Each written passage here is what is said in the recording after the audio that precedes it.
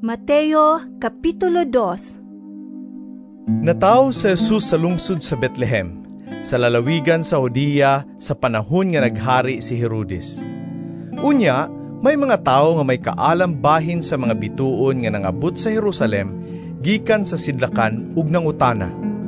Hain man ang bata nga nataw, nga maoy mahimong hari sa mga Hudeo. Nakita na mo ang bituon, nga nagpahibalo sa iyang pagkatao, sa pagsubang nini didto sa sidlakan, og mianhi kami aron pagsimba kaniya. Sa pagkahibalo ni Haring Herodes niini, wala siya mahimutang, ingon man ang tibuok Jerusalem. Gitigom niya ang kadagkuan sa mga pari ug ang mga magtutudlo sa balaod, ug gipangutana niya sila. Asa man mataw ang Mesiyas? Sila mitubag, sa lungsod sa Bethlehem sa Judea. Mao kini ang giingon sa Dios nga gisulat sa propeta. Ikaw, Bethlehem, sa yuta sa Huda, dili ka labing ubos sa mga dagkong lungsod sa Huda, kay magikan kanimo ang usa ka pangulo nga maoy magmando sa akong katawhan, ang Israel. Busa gipatawag ni Herodes sa hilom ang mga maalamong bisita nga gikan sa sidlakan. Iyang nasayran gikan kanila ang untop nga takna sa pagsubang sa bituon. Unya, gipaadto niya sila sa Bethlehem nga nag-ingon. Lakaw kamo og pangitaa pag-ayo ang bata, ug kun makaplagan na ninyo siya, pahibalua ako aron mo adto og musimba usab kaniya. Human nila paminawa ang hari, nang lakaw sila. Sa didto na sila sa dalan, nakita nila pag-usab ang bituon nga nakit-an nila sa sidlakan. Dako kaayo ang ilang kalipay sa pagkakita nila sa bituon. Ug nag-una kini kanila, hangtod nga miabot kini ug mihunong sa tungod gayud sa nahimutangan sa bata. Unya misulod sila sa balay ug nakita nila ang bata uban sa iyang inahan nga si Maria. Nang luhod sila ug misimba sa bata. Unya giablihan nila ang ilang mga gasa ug mihalad sila kaniyag bulawan, insinso ug mira. Pinaagi sa damgo, gipahimatngunan sila sa Dios sa dili pagbalik ngadto kang Herodes, busa na mauli sila agi sa laing dalan. Sa diha nga nang lakaw na ang mga maalamong bisita, usa ka anghel sa Ginoo ang mipakita kang Jose pinaagi sa damgo nga nag-ingon.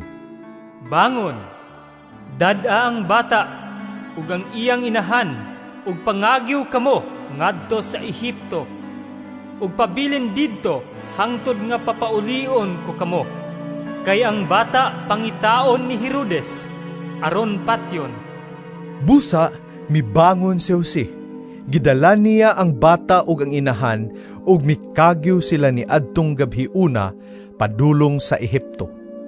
Nagpabilin sila didto hangtod nga namatay si Herodes. Nahitabo kini aron matuman ang giingon sa Ginoo pinaagi sa propeta. Gitawag ko ang akong anak gikan sa Ehipto. Sa pagkamatngon ni Herodes nga nalingla siya sa mga bisita, hilabihan gayud niyang sukua. Unya misugo siya nga pamatyon ang tanang bata nga lalaki nga nagpanuigon gikan sa 2 ka tuig ug ubos nga didto sa Bethlehem ug sa mga dapit nga kasikbit. Kini pinasikad sa iyang pangagpas nga maoy gidugayon sukad sa pagsubang sa bituon sumala sa mga bisita. Sa maong hitabo, natuman gayod ang giingon sa Dios pinaagi kang propeta Jeremias. May tingog nga nabati didto sa Rama, usa ka mapait nga pagminatay ug pagbangutan. Naghilak si Raquel tungod sa iyang mga anak ug walay makahupay kaniya, kay patay naman sila.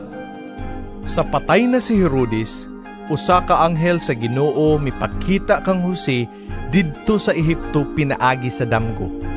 Bangon, dad-a ang bata ug ang iyang inahan, ug balik ngadto sa yuta sa Israel, kay patay na ang nagtinguha pagpatay sa bata. Matud sa anghel.